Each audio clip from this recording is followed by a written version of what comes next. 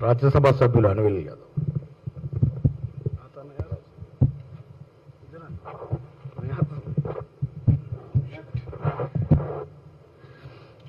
Media మిత్రులందరికీ నమస్కారం. ఈరోజు ఎలక్షన్స్ రిజల్ట్స్ తర్వాత మనం చూసినట్లయితే భారతదేశం మొత్తంలో కూడా భారతదేశ ప్రజలందరూ కూడా ఒక మార్పును కోరుకున్నట్టున్నారు. ఎందుకంటే గత 10 సంవత్సరాలు మనం ఎలక్షన్స్ ట్రెండ్ ఫాలో చేసినట్లయితే ప్రతిసారి బీజేపీ పార్టీకి సంబంధించిన నరేంద్ర మోడీ కావచ్చు, అమిత్ షా కావచ్చు, ఏ ఎలక్షన్స్ గెలిచినా కూడా వాళ్ళందరూ కూడా వాళ్ళ బీజేపీ హెడ్ క్వార్టర్స్కి పోయి పెద్ద పెద్ద ర్యాలీలు తీసి ప్రజల మధ్యలోకి వచ్చి వాళ్ళు ఏదో ఘనకారం చేసినట్టు వాళ్ళందరూ కూడా ప్రొజెక్ట్ చేసిరు. ఇప్పుడు కూడా అదే బాధ్యత తీసుకొని, అదే నైతిక బాధ్యత తీసుకొని ప్రధానమంత్రి నరేంద్ర మోడీ గారు రాజీనామా చేయాలని కూడా వాళ్ళని కోరుకోవడం జరుగుతుంది. ఎందుకంటే భారతదేశ ప్రజలందరూ కూడా ఒక మార్పు కోరుకుంటున్నారు. ఆ మార్పే మా ప్రియతమ నాయకుడు రాహుల్ గాంధీ గారు.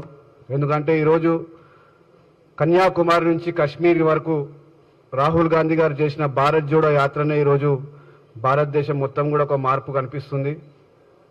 మరి మన రాష్ట్రంలో కూడా మన ప్రియతమ ముఖ్యమంత్రి రేవంత్ అన్న గారు చేసిన సంక్షేమ కార్యక్రమాలు, ఆయన చేసిన అభివృద్ధి కార్యక్రమాలు, ఈరోజు కంటోన్మెంట్ గెలిచిన విషయాన్ని కూడా ఒకసారి గుర్తు చేస్తున్నా.